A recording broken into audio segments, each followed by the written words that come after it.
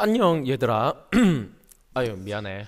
가만히 찍었더니 지금 마이크 소리도 안 좋고 선생님 숨소리도 많이 날 것 같아. 자, 반갑습니다. 선생님이 오래간만에 이제 또 영상을 찍는데요. 자, 오늘 이제 꽃의 생김새와 하는 일에 대해서 알아볼까요? 자, 첫 번째, 먼저 이번 시간에 배울 내용은 꽃의 생김새와 하는 일에 대해서 알아보도록 하겠습니다. 먼저 여기 있는 자료를 하나 보도록 하겠습니다.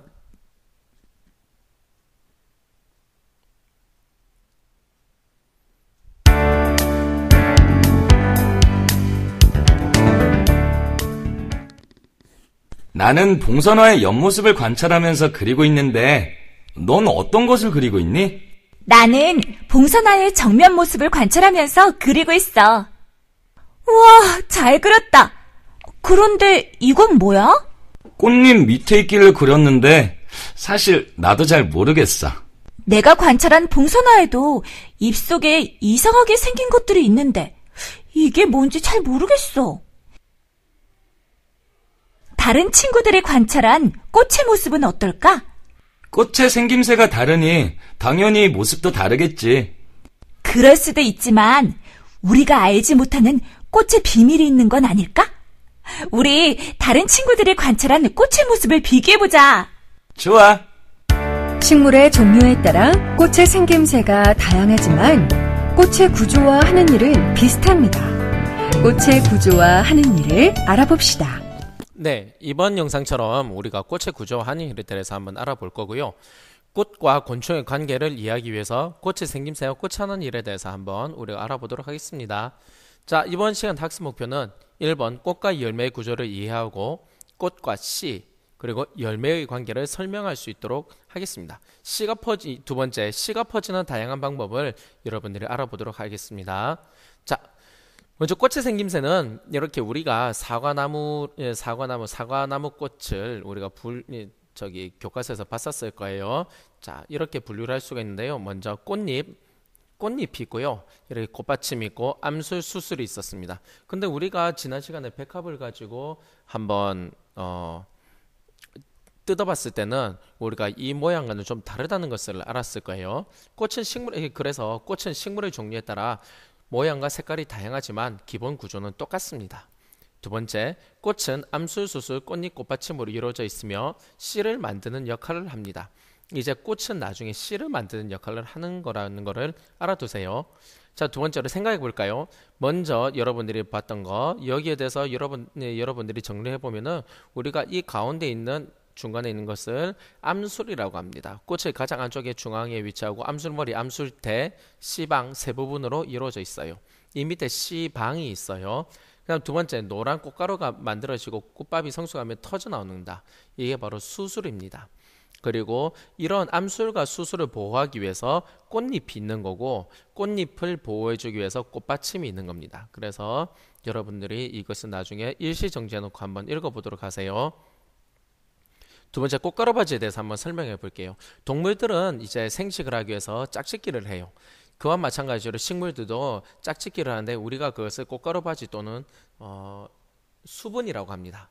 먼저 수술해서 만들어진 꽃가루가 암술머리에 옮겨 붙는 것을 꽃가루 바지 또는 수분이라고 하고요. 이렇게 벌이 꽃에 있는 꿀을 먹기 위해서 움직이면서 벌털에 이런 수술에 있는 꽃가루가 붙습니다. 이런 수술에 있는 꽃가루가 나중에 암술에 묻어서 꽃가루 바지 또는 수분이 일어나는 거고요. 이렇게 수분이 일어나야 밑에 열매, 씨가 맺히면서 점점 그 이후에 씨 맺는 것들이 이제 발생하게 됩니다. 주로 곤충, 바람, 물, 작은 동물 등에 의해서 꽃가루 바지가 이루어집니다. 자, 나중에 뒤에 가서 정리를 해볼게요.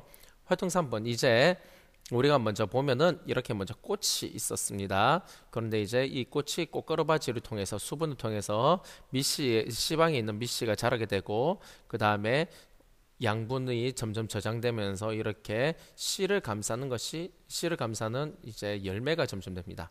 그래서 이 열매를 통해서 여기 사과 똥구녕 부분을 보면은 이렇게 꽃이 떨어져 나간 부분이 있고 이렇게 가지에 계속 열매가 달려 있는 부분이 있어요. 그리고 껍질로 둘러싸여 있습니다. 자, 꽃가루 바지가 이루어진 뒤에 씨가 자라고 씨를 싸고 있는 부분이 자, 꽃가루바지가 이루어진 뒤에 씨가 자라는 거예요. 씨를 싸고 있는 부분이 열매가 됩니다. 그리고 껍질은 씨를 보호하며 우리가 먹는 사과는 씨와 껍질 사이에 양분이 저장되어 있는 열매로 껍질의 씨를 보호하고 있습니다. 자, 동물들은 이렇게 사과 씨를 먹고 배설을 해서 이 씨가 땅에 들어가서 번식이 되는 겁니다. 활동 4번, 씨가 퍼지는 방법에 대해서 우리 한번 알아볼게요. 단풍나무는 이제 이렇게 생긴 게 단풍나무 씨를 통해 가지고 헬리콥터를 기아내냈다고 해요. 그리고 도깨비 바늘 같은 동물에 의해서 되는 거고, 제비꽃 씨 같은 경우는 이제 껍질이 터지면서, 선생님 동영상으로 보여줬었을 거예요. 껍질이 터지면서 이제 팡팡 터지면서 날아갔던, 그렇게 되고, 그 다음에 여자 열매는 물을 이용해서 멀리 퍼지게 됩니다. 자, 실험 관찰을 이제 생각해 볼까요? 우리가 적어 보면은 바람을 이용하여 꽃가루바지는 식물은 어떤 것이 있는지 생각해 봅시다. 해서 우리가 뭐 옥수수나 뭐 솔잎이나 소나무나 이런 것들을 했는데요. 먼저 소나무, 잣나무, 은행나무, 옥수수 등이 있습니다. 정리하기를 하겠습니다. 꽃은 암술수술, 꽃잎, 꽃받침으로 이루어져 있고요. 그 다음 곤충은 곤충, 바람, 물 등 다양한 매개체로 꽃가루바지가 이루어집니다.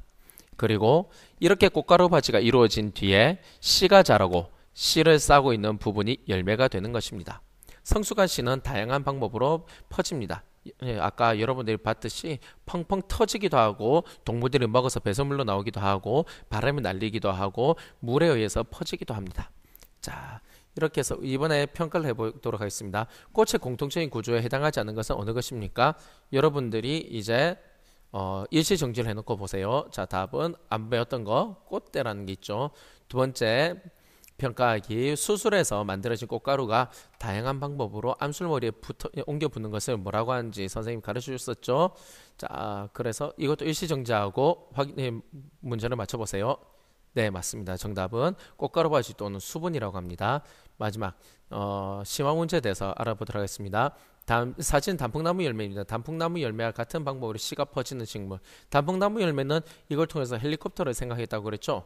그래서 따라서 바람에 의해서 날리는 소나무와 옥수수, 잣나무 같은 것들이 있을 수가 있습니다. 그리고 민들레 같은 경우도 있을 수가 있습니다.